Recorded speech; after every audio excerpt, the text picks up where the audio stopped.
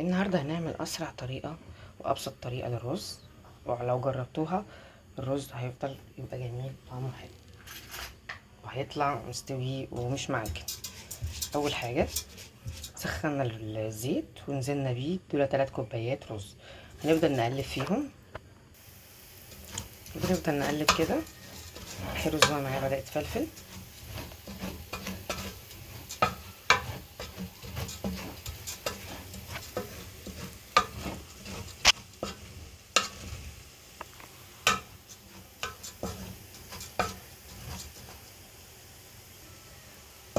هنا الرز خلاص اتفلفل وبقى حلو. بنبدأ ننزل بالمية. انا حاطه هنا 3 كوبايات، لكل كوبايه كوبايه وربع.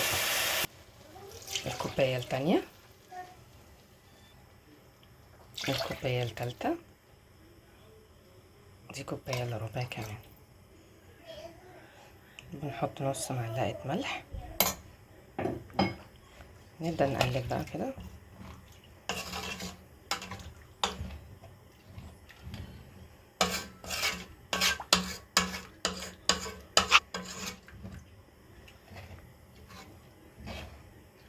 جربوه وهتلاقوا طعمه رهيب مظبوط جدا، والرزاية بتطلع بالواحدة.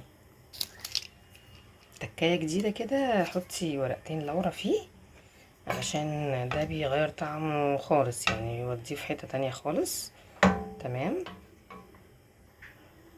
بس بنغطيه وبنستنى بعد نص ساعة مثلا، هي 10 دقايق أول حاجة، وبعدها بنشوفه أول ما المية بتاعته تبدأ تهدى هنغطي عليه. هوريكم كل حاجة.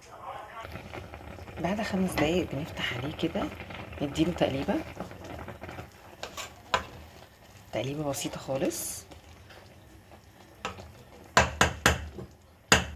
نغطي تاني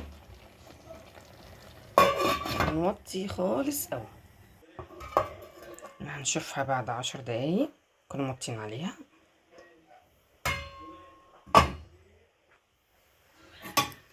الرز فظيع، بص الحباية بحبتها، الواحدة بوحدتها، شكله تحفة وطعمه يجنن. وبكده ندفع عليه، واحلى واسهل رز لاي واحده متجوزه جديد ومش عارفه تعمل رز. وجربوه مش تندموا.